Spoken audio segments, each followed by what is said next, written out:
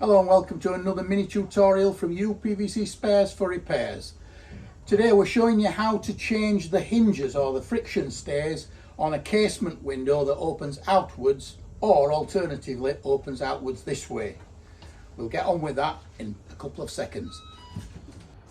On this occasion what we're trying to do is show you how we best approach exchanging the hinges on a casement window.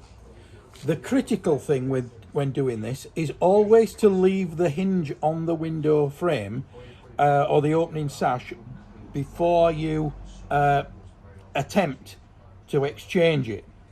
So the best way is, here is your new hinge, which could have these positions in a slightly different position to the existing hinge, as you will see when we go to replace this.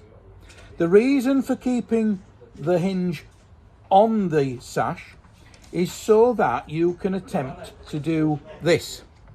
You place the new hinge on top of the old hinge and align the back edge with a straight edge, because this position here is a datum position which will then correspond to the new hinge.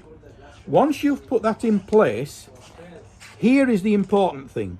The little pip, which is the end of the curve on the hinge, has to be transferred to the sash. And then, once you've done that, lift up the old hinge and transfer that position vertically down here to the edge of where the actual hinge sits. And clearly you can already see that the new position is further along than the original. So if you had just simply tried to swap the hinges and put them in this position, you can see as we close the hinge back down, the datum position is going to be way out of alignment. So that's the critical point: lining them up, transferring the position of this, and then when you remove these screws, the new hinge gets screwed in. Right, so now we'll unscrew the old hinge.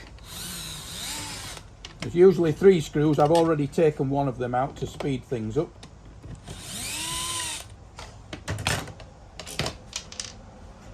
And now we need to position the new hinge as mentioned, round pip in line with pencil line, and then offer new screws. All being well, it goes straight forward. Correct. 1,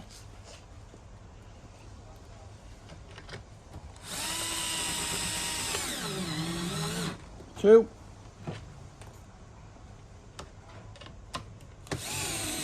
3, and we'll do exactly the same to the other side and come back when we've got it fitted.